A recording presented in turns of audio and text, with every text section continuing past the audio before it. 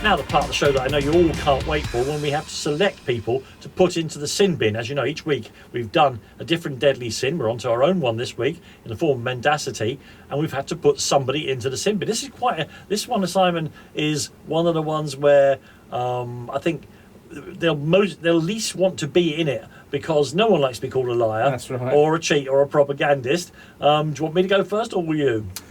I'm going to go first, I think. Yeah.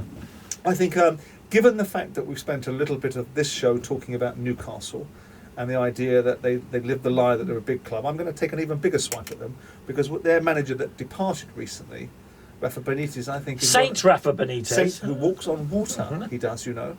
I feel that his whole modus operandi is about himself, and has represented and managed to hoodwink the Newcastle fans to believing that he actually was desperate to be at Newcastle. It was the place he wanted to be, rather than what we all know it really was, which was a gateway opportunity of Rafa Benitez to re-establish himself back within the confines of English football, and has given him an opportunity to get £12 million a year somewhere else in China. So I'm going to put Rafael Benitez, the waiter, in my sin bin for being a person guilty of mendacity.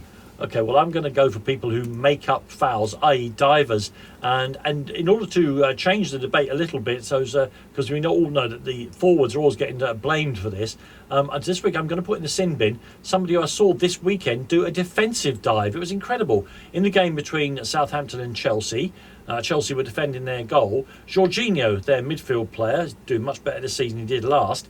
Jorginho was challenging for a ball in the air with one of Southampton's players. He got the slightest touch. Now, it's the sort of thing you see strikers falling to the ground, pleading to the referee. In fact, they got their arms out wide, pleading to the referee before they've hit the dirt.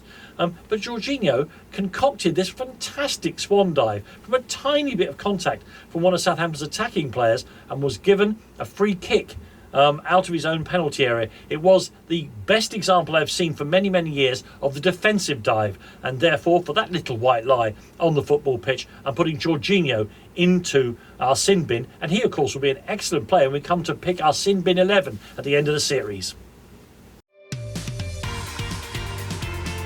So, as you've been hearing here on the Marathonbet Podcast, we will be discussing the sin of mendacity, lying, propaganda, little white lies very, very soon. Last week we did the sin of gluttony, and we asked you who you thought was guilty of the sin of gluttony. I thought we'd get lots of answers about players owning stupid cars, watches that you could land a light aircraft on, and all the rest of it. No, actually, and I guess because of the who ate all the pies mentality in football, you've just gone for people who are a bit fat. Let's be honest about that. As a person who's slightly over-upholstered myself, I have to look at these with care. Luke Shaw, poor old Luke Shaw, Ben174 on Twitter, has gone straight for the Manchester United left back. Much more, I think, measurably, possibly guilty of the sin of gluttony, has been brought up by Connor Giltrap, who's at Connor Giltrap on Twitter, who reminds us of the great centre-half Steve McNulty. Steve was not only chubby, but he also had grey hair, so it looked like some bloke had wandered out onto the pitch by accident, but man, he could play. And this one, I think, is slightly unfair. This is Isley Burietson on Twitter.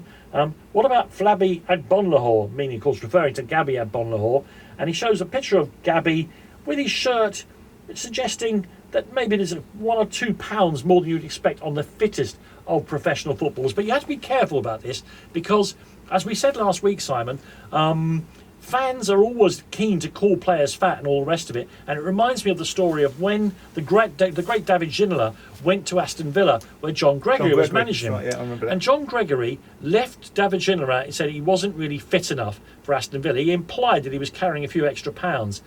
They play a game, David's on the bench, at the last few minutes he's brought on as a substitute. He then lamps the ball in from an adjacent postal district, as he's wont to do, runs over to the bench, takes off his shirt and poses. His body is like a Greek statue, whereas mine's like a Greek restaurant. His is like a Greek statue. Every bit of his 6 to 8 pack is available, and he's just pointing out to poor old John Gregory that he was not guilty of the sin of gluttony, and that John Gregory was perhaps telling an untruth, which brings us to this week's sin.